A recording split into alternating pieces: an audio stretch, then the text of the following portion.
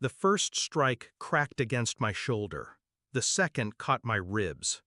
Pain shot through me like fire, but I didn't move. I was shielding my son. "Let her hit the boy," my father barked, voice thick with rage. My mother laughed. "This is what you get for breeding trash."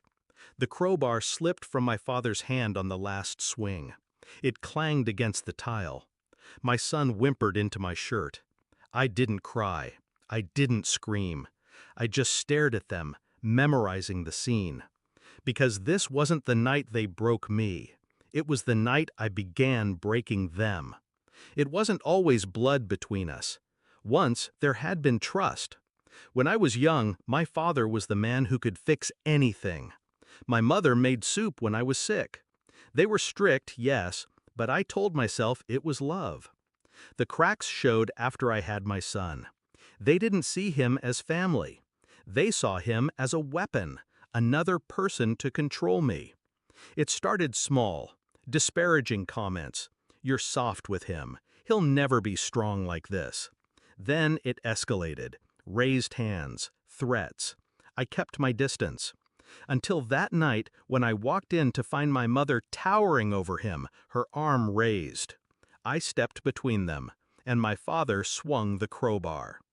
The next morning, my shoulder was purple, my ribs wrapped tight. My son's eyes followed me everywhere. He didn't ask questions. Kids learn early what silence means. That's when the heat inside me cooled into something sharper. Not rage, precision. Step 1. Evidence. Bruises photographed. Medical reports filed. A quiet meeting with a lawyer specializing in assault and custody. I started recording phone calls. Every insult, every threat, every slip of arrogance. Step 2. Patterns. They thought they were clever, never violent outside their home. But cruelty leaks. Neighbors had heard the shouting. My sister's friend had seen my father throw a chair once. People talk if you ask the right way. I collected it all. Step 3. Leverage.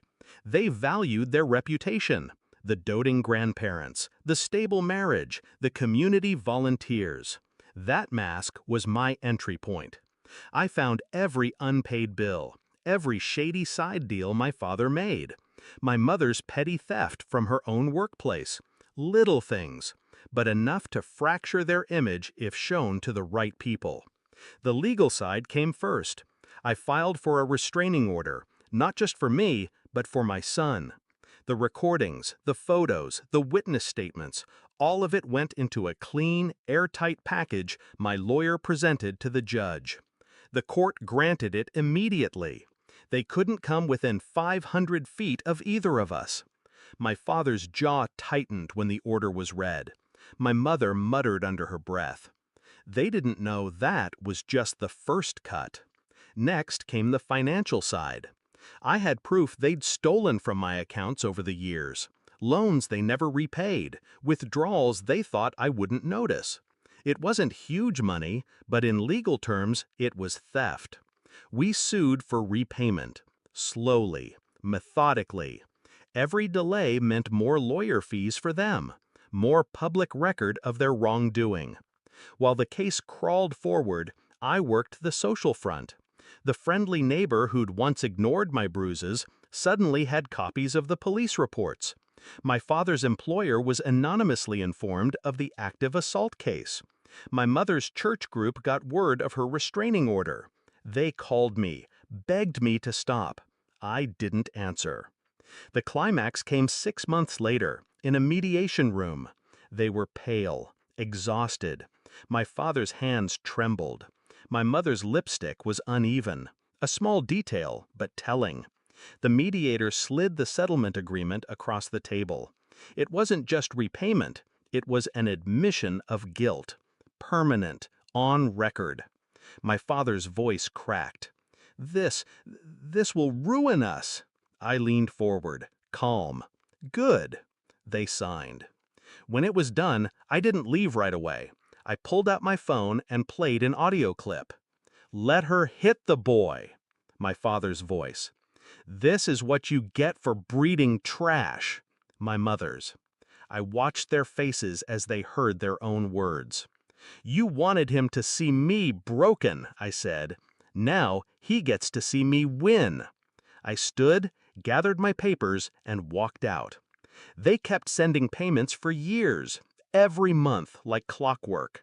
Every payment a reminder that the night they thought they'd destroyed me was the night I started dismantling them. My son doesn't talk about it, but one evening as we drove past their old house, now sold, he said, "They can't hurt us anymore." "No," I told him, "they can't." Justice didn't come in one swing. It came piece by piece, until there was nothing left of them but the echo of their own cruelty. And I kept my promise. They were the ones begging next.